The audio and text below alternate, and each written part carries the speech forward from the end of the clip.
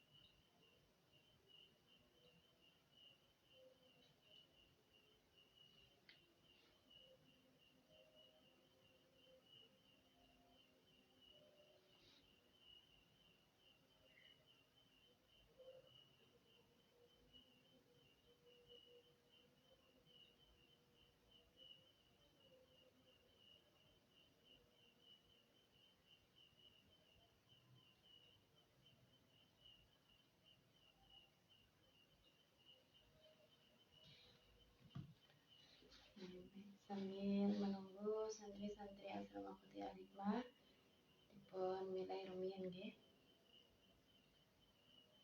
Assalamualaikum warahmatullahi wabarakatuh. Alhamdulillahirabbil alamin. Wabihi nasta'in wa ala umuri dunya waddin. Wassalatu wassalamu ala asyrafil anbiya'i wal mursalin sayyidina wa maulana Muhammadin wa ala alihi wa sahbihi ajma'in, amma ba'du.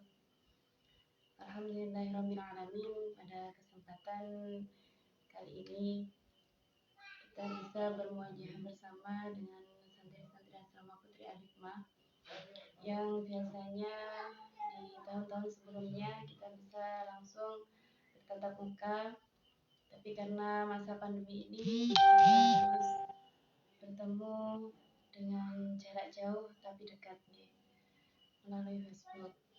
Sebenarnya tadi saya sudah tag video, sudah saya upload, tapi kemudian tidak bisa terkirim, belum sukses, sehingga saya harus mengulang kembali dan harus siaran langsung di Facebook ya.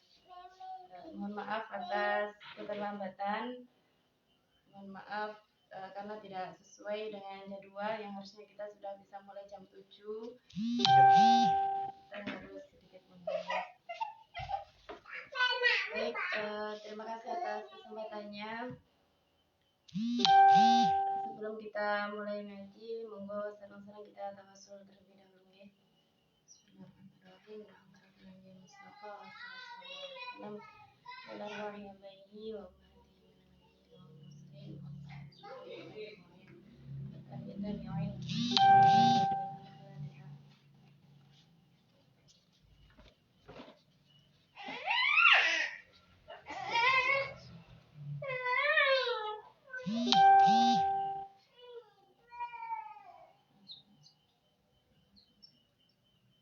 Lahumul Fatihah.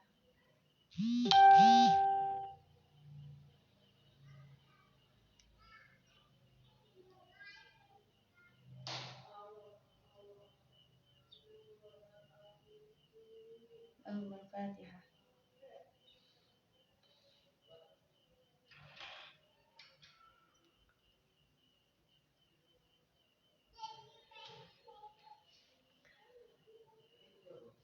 Baik, Ustamin semuanya yang sedang live, karena Niki di akun Facebook saya, tadinya saya minta langsung di akun Facebooknya asrama, tapi karena sulit masuknya sehingga tidak bisa lancar, diantaranya karena passwordnya lupa dan sebagainya, sedikit dramatis, tapi kemudian harus menggunakan Facebook saya. Ngapunten, di Facebook ini banyak ustadz-ustadzan saya yang insya Allah lebih mahir, yang beliau lebih kompeten di bidangnya. Ngapunten, Neng punyai kula ngapunten, saya hari ini derek ngaos sareng-sareng, moga-moga silahkan dikoreksi kalau ada yang kurang tepat dalam penyampaian kula. Pengawasan hari ini adalah Uyunul Masail Nisa. Iki biasa ngajikan di asrama Putri Al-Hikmah, santri mahasiswa yang kebetulan bertempat tinggal di asrama Al-Hikmah di dekat IAIN Tulungagung. Kitabnya Uyunul Masail Nisa ini kitab dari terbitan dari Lajnah Basu Masail Pondok Pesantren Lirboyo dari Madrasah Hidayatul Muqtadiin. Kitab Uyunul Masail Nisa menika berbahasa Indonesia nggih. Kitab ini berbahasa Indonesia. Di bawahnya sudah disertakan ibarat-ibarat yang menyertainya bahwa kitab ini disusun dari berbagai kitab permasalahan yang kemudian di dalamnya sudah banyak sekali kajian yang sudah diringkas dengan sangat rinci. Jadi kitab ini menjelaskan berbagai macam permasalahan wanita, khususnya hukum-hukum yang berkaitan dengan wanita, khususnya berkaitan dengan darah, baik itu darah haid, nifas, maupun istihadah, terangkum di dalam ini. Mengapa kitab ini selain menggunakan bahasa Indonesia, kitabnya lebih mudah untuk difahami, sehingga insya Allah kalangan awam pun bisa membacanya dan bisa mempelajarinya, terlebih bagian dasar-dasarnya. Sahabat, kita mulai. untuk seluruh santri Al-Hikmah khususnya. Saya berharap sampean semuanya yang semua sudah punya kitab ini, bisa dicari di Tulungagung sudah ada, di Kediri, di Lirboyo apalagi di sana tempatnya, bisa langsung dicari ke mereka. Karena kalau kita mengaji karena ini berbahasa Indonesia, tidak mungkin membacakannya sendiri, jadi jangan harus menyimaknya juga. Baik, kita mulai di bab pertama, ini bab haid dari halaman 12. Dalil tentang haid. Haid adalah kodrat wanita yang tidak bisa dihindari dan sangat erat kaitannya dengan aktivitas ibadahnya. Sebagaimana firman Allah dalam surat Al-Baqarah ayat 222. Bismillahirrahmanirrahim.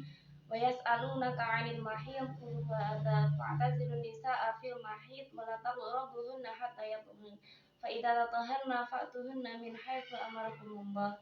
Innallaha yuhibbut tawwabin wa yuhibbul mutatahhirin. Surat Al-Baqarah ayat 222. Artinya mereka bertanya kepadamu tentang haid, katakanlah haid itu adalah suatu kotoran. Oleh sebab itu hendaklah kamu menjauhkan diri dari wanita di waktu haid dan janganlah kamu mendekati mereka sebelum mereka suci. Apabila mereka telah suci, maka campurilah mereka itu di tempat yang diperintahkan Allah kepadamu. Sesungguhnya Allah menyukai orang-orang yang taubat dan menyukai orang-orang yang mensucikan diri. Jadi sesungguhnya asbabun nuzul dari surat Al-Baqarah ayat 222, pada dulu zaman Nabi di masa jahiliyah ada dua kaum, yaitu kaum Yahudi dan juga kaum Nasrani, yang kemudian mereka memperlakukan perempuan yang haid itu berbeda. Bagi kaum Yahudi, perempuan yang mengalami haid itu mereka mengusirnya dari rumah, tidak mau mengajak tidur, tidak mau mengajak makan. Sedangkan kaum Nasrani sebaliknya, justru dikumpuli dan lain sebagainya, seperti tidak terjadi apa-apa. Sehingga permasalahan ini kemudian oleh sahabat ditanyakan kepada Nabi, sesungguhnya seperti apa kita memperlakukan perempuan yang haid. Akhirnya turunlah ayat surat Al-Baqarah ayat 222. Kemudian sesungguhnya apa haid itu? Nabi bersabda, "Hadza syai'un katabahu Allahu 'ala banati Adam." Ini haid merupakan sesuatu yang telah ditakdirkan Allah kepada cucu-cucu wanita Adam. Jadi sesungguhnya haid ini adalah ketentuan yang sudah ditakdirkan oleh Allah. Kemudian ini bagian dari kebesaran Allah, bahwa Allah bisa menjadikan para wanita-wanita ini haid, mengeluarkan darah setiap bulannya melalui jalan perempuan dalam keadaan baik-baik saja, tanpa harus terluka, tanpa harus disayat dan sebagainya, tidak. Tapi semuanya datang secara naluri. Ini merupakan kebesaran.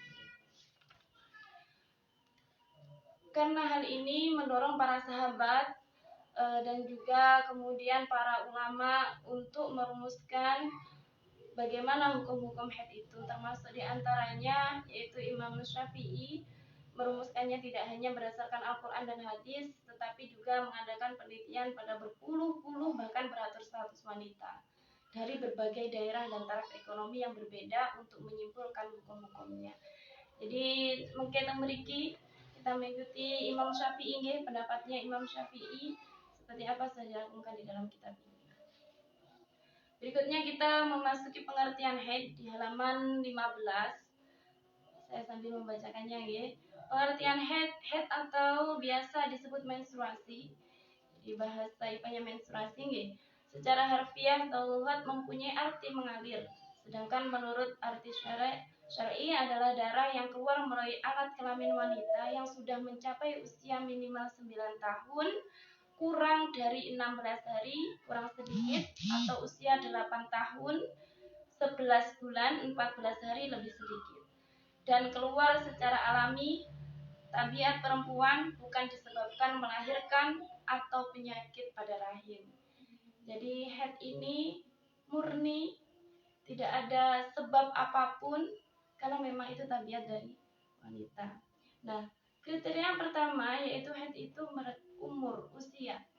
Bahwa anak perempuan pertama kali mengeluarkan haid minimal usianya adalah 9 tahun, kurang dari 16 hari.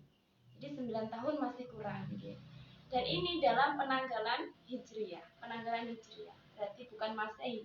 Kalau Masehi Januari Februari ini. Nah, kalau Hijrah berarti Rajab. Seperti ini. Nah, ini dalam penanggalan Hijriah. Apakah beda antara penanggalan Hijriah dengan Masehi? Ada sedikit perbedaan. Kurang lebih kalau Masehi dalam 1 bulan ada 31 hari, maka di dalam Hijriah itu 29, 30. Jadi ada selisih 1 hari atau mungkin 2 hari dalam tiap bulannya. Maka bisa dihitung kalau setiap tahunnya kira-kira selisihnya berapa. Artinya bahwa ketika kebiasaannya kita menggunakan penanggalan Masehi, ya, kebiasaan kita setiap harinya kita menggunakan penanggalan Masehi, sehingga anak ini usia berapa? Usia 7 tahun, 8 tahun, 9 tahun kita menggunakan usia Masehi. Sesungguhnya dalam hitungan Hijriah, anak tersebut sudah berusia lebih, bisa berusia lebih, tapi tidak lebihnya sampai 1 tahun, berusia lebih. Jadi kalau 9 tahun Masehi berarti ya sudah 9 tahun Hijriah. Nah, dalam kebiasaan kita di lingkungan, usia 9 tahun ini kurang lebih anak kelas 4 nih. Kalau kelas 1 7 8 9 3, kelas 3. Kelas 3. Jadi ada kemungkinan bahwa anak kelas 3 atau kelas 4 yang mau hampir kelas 4 itu bisa saja mengalami haid, bisa saja mengalami haid. Oke. Nanti dilihat ada ketentuan-ketentuan yang lain selain usia. Jadi haid itu memiliki banyak kriteria selain usia. Pada umumnya wanita dalam setiap bulan selalu mengalami haid secara rutin. Ini pada umumnya. Setiap wanita mengalami haid secara rutin. Akan tetapi ada 1, 2, 3 yang mungkin tidak setiap bulan. Bisa 3 bulan atau mungkin 4 bulan sekali atau bahkan 1 tahun belum mesti. Itu ada yang demikian. Nah, dengan usia minimal perempuan yang mengalami haid adalah 9 tahun tadi, tidak ada batasan maksimal perempuan mengalami haid. Jadi tidak ada ketentuan maksimalnya sekian tahun, tidak ada. Maknanya bahwa meskipun ibu usia 70 tahun misalkan keluar darah yang memenuhi persyaratan haid, itu bisa dijadikan hukum haid, bisa dihukumi haid. Jadi tidak ada batasan usia maksimal, hanya ada batasan usia minimal. Oke. Berikutnya terkait hukum. Hukum belajar ilmu haid. Mengingat permasalahan haid selalu bersentuhan dengan rutinitas ibadah setiap hari. Jadi haid bagi seorang wanita bukan hanya sekedar keluarnya darah, tapi ini berkaitan lebih dari itu, berhubungan langsung dengan ibadah-ibadah sholat. Ada kaitannya.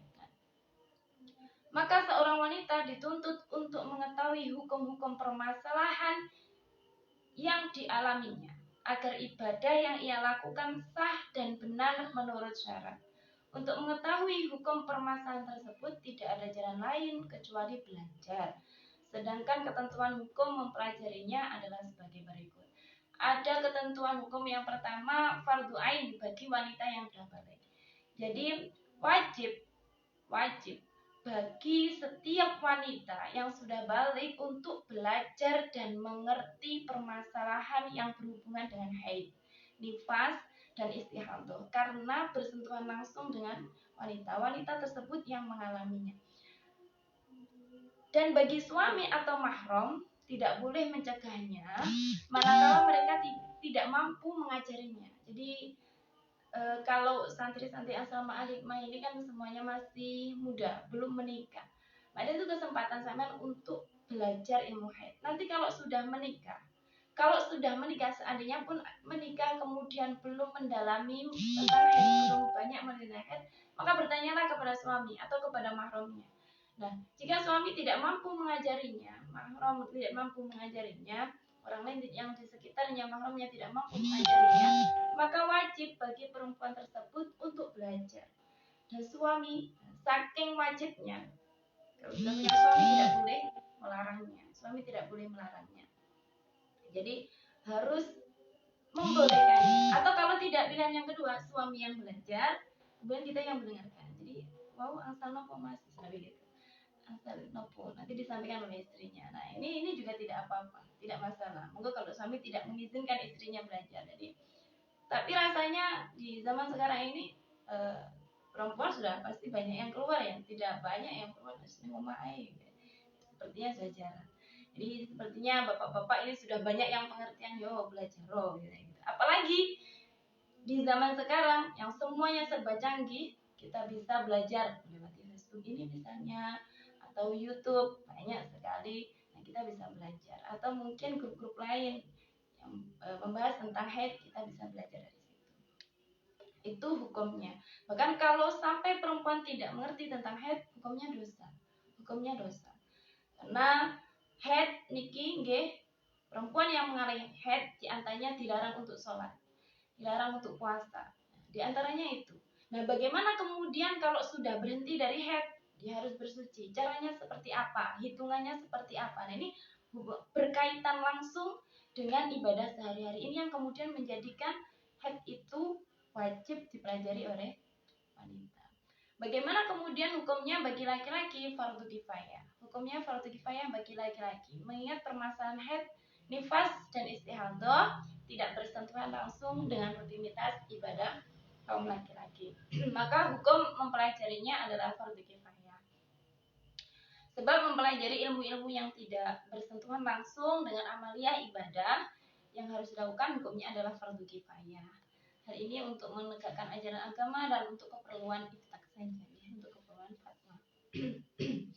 Yang perlu diperhatikan juga, nih yang paling penting, selain kemudian kita belajar tentang bagaimana hukum mempelajari ilmu haid, ini hal yang paling penting yang perlu digarisbawahi bagi orang tua. Bagi orang tua wajib memerintahkan anaknya, baik laki-laki atau perempuan, untuk melaksanakan sholat ketika sudah berumur 7 tahun. Nah, sholat ini ibadah wajib yang harus dilakukan. Nah, 7 tahun harus wajib memerintahkan putra-putrinya dan memukulnya sekira menjeratkan tatkala meninggalkan sholat ketika sudah genap usia 10 tahun. Di samping itu juga wajib melarangnya dari segala perbuatan yang diharamkan dan memberi pelajaran tentang hal-hal yang diwajibkan baginya ketika sudah balik, termasuk di dalamnya permasalahan haid. Jadi sesungguhnya orang tua yang pertama kali wajib mengajarkan kepada putra-putrinya permasalahan haid. Ini orang tua yang wajib. Selain kemudian menyuruhnya untuk melaksanakan ibadah, melaksanakan sholat 5 waktu, tapi juga diwajibkan untuk mengajarinya segala permasalahan yang berkaitan dengan ibadah, termasuk juga berkaitan dengan haid. Sesungguhnya mengajarkan anak itu, karena anak itu adalah peniru yang ulung, maka ya contoh. Yang pertama adalah contoh orang tua sebagai contoh. Contohnya mengajar sholat berjamaah, mengajar ngaji.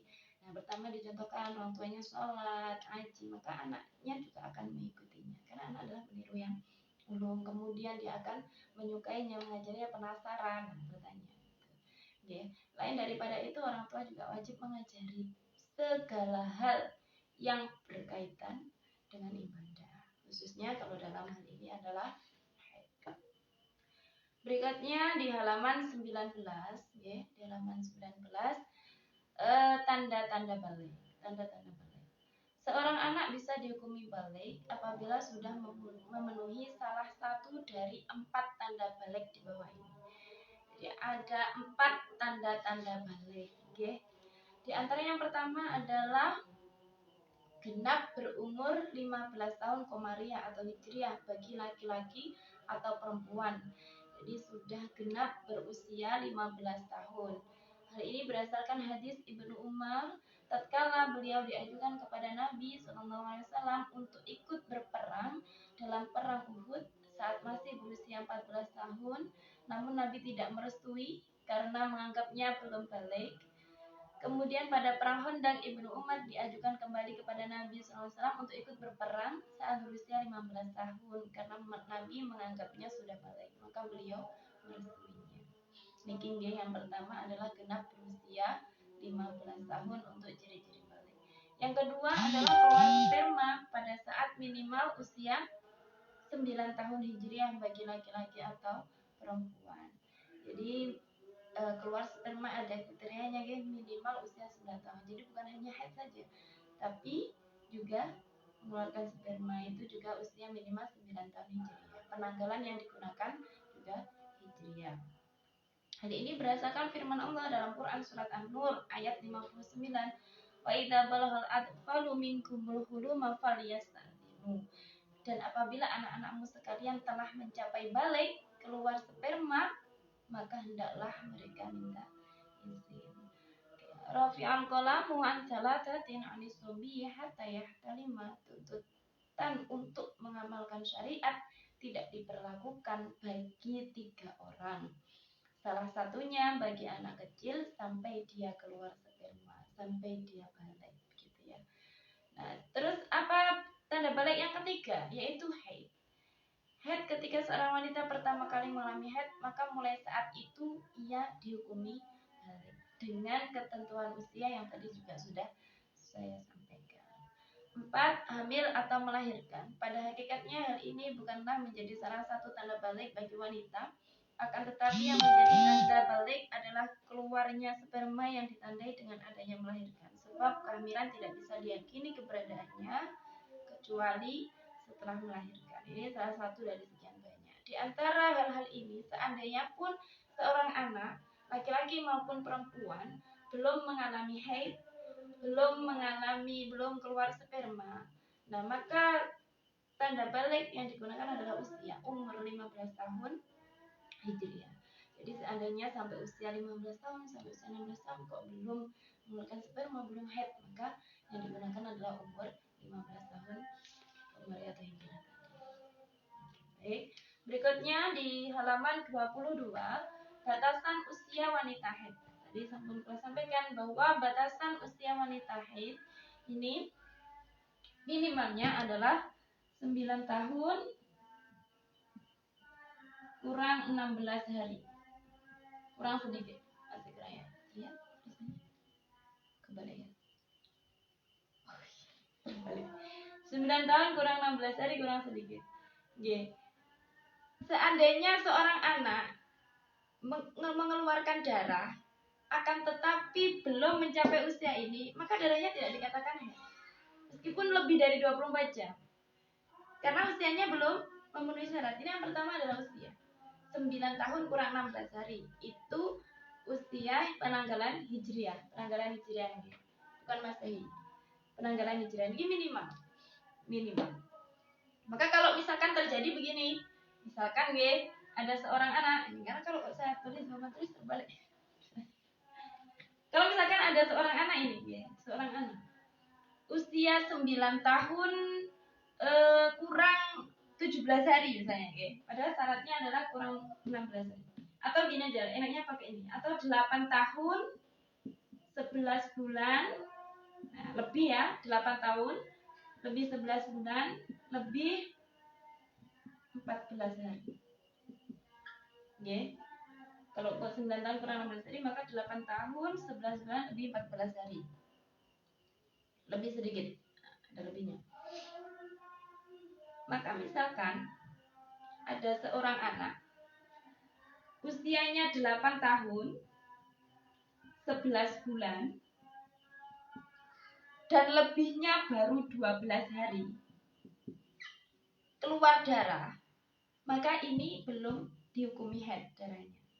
Kalau dia keluar darah sampai 4 hari, berarti kalau 4 hari ditambah 4 hari, 12 ditambah 4 berarti 16 hari ya. Nah, 16 hari. Jadi 8 tahun 19 16 sampai 16 hari. Maka bagaimana hukumnya? Ini dipilah. Dipilah dijadikan 2, dipilah. Sebagian dihukumi suci. Ya, tadi sebagian dihukumi suci atau istihadah dan sebagian dihukumi haid. Jadi menunggu usianya. Ketika usianya sudah mencapai dan darahnya masih terus keluar, maka setelahnya itu baru dihukumi haid. Niku usia. Berkaitan dengan usia. Berikutnya ketentuan darah haid. Ketentuan darah haid. Ada di halaman 24.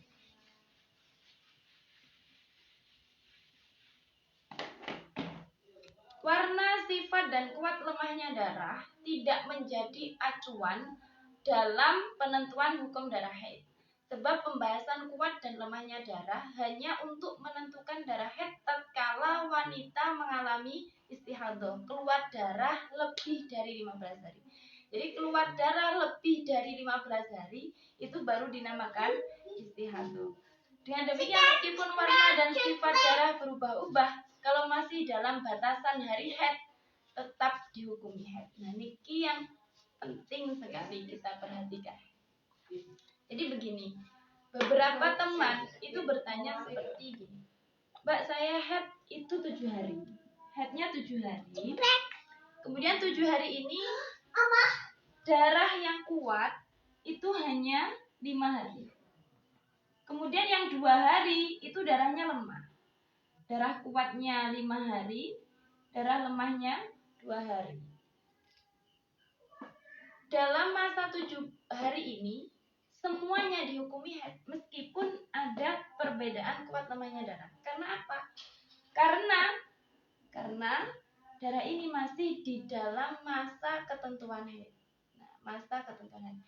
Apa masanya yang pertama?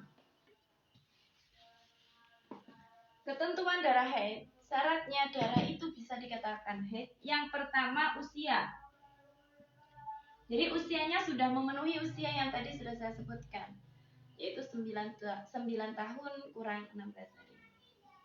Yang kedua, waktu datangnya haid itu minimal 24 jam. Minimal 24 jam atau 24 jam yang berlangsung sampai 15 hari. Jadi terputus-putus gitu ya, 15 hari tapi dihitung semuanya 24 jam. Ini termasuk. Kemudian yang ketiga, tidak lebih dari 15 hari. Tidak lebih dari 15 hari, 15 malam jika keluar terus-menerus. Jadi tidak lebih dari 15 hari. Jadi kurang dari 15 hari. Kurang dari 15 hari. Nah, maka ini termasuk dihukum haid. Dan ketentuan yang terakhir, minimal suci. Minimal sucinya, minimal suci. Jadi antara satu darah dengan darah yang lain itu adalah 15 hari. Ada masa suci. Yang paling sedikit adalah 15 hari. Itu masa sucinya. Paling sedikit 15 hari. Maka begini, kalau ada darah itu baik kuat, lemah, tapi masih dalam masa 15 hari. Masih dalam masa 15 hari, maka semuanya dihukumi haid. Tidak perlu memandang darah itu kuat atau lemah, tidak perlu. Semuanya dihukumi haid karena masih dalam masa haid, yaitu 15 hari. Karena masih dalam masa haid 15 hari. Nah, kemudian berikutnya, jika seorang wanita mengeluarkan darah namun tidak memenuhi persyaratan di atas, maka darah yang keluar tidak dihukumi haid, tetapi disebut darah istihadah. Jadi untuk dikatakan haid, darah itu harus memenuhi keempatnya. Yang pertama usianya sudah memenuhi, kemudian waktunya minimal 24 jam, kemudian tidak boleh lebih dari 15 hari. Kalau keluar darah lebih dari 15 hari atau 15 hari terus menerus, ini namanya istihadah. Kemudian begitu juga kalau masa sucinya kurang dari 15 hari, ini juga dihukumi istihadah. Maka nanti ada ketentuan-ketentuan tertentu bagaimana ketika darah itu datanya terputus-putus. Datanya terputus-putus, misalnya haid 7 hari, kemudian sucinya hanya 5 hari, kemudian keluar darah lagi. Maka bagaimana hukumnya? Nanti akan ada di bab berikutnya, ya. Bab berikutnya. Baik, saya kira untuk awalan ini sudah cukup ya, sampai kita di ketentuan darah haid. Sampai kita di ketentuan darah haid ini yang harus benar-benar diperhatikan karena memang di masa saat ini banyak sekali perempuan-perempuan yang mengalami kesulitan penghitungan dalam haid ya, karena disebabkan oleh KB. Di antaranya KB mempengaruhi ya. Ibu-ibu yang sudah menikah itu KB mempengaruhi. Sehingga ketika KB ada flek, belum waktunya flek, sebentar-sebentar flek, ya, tidak teratur. Nah ini menjadikan permasalahan. Sehingga kita harus tahu betul hukum dasarnya seperti apa, ketentuannya seperti apa haid itu. Jangan sampai wayai sholat malah mboten sholat, wae nggak sholat malah sholat. Jadi mana-mana yang dihukumi istihadah, mana-mana yang dihukumi haid, jangan sampai tercampur.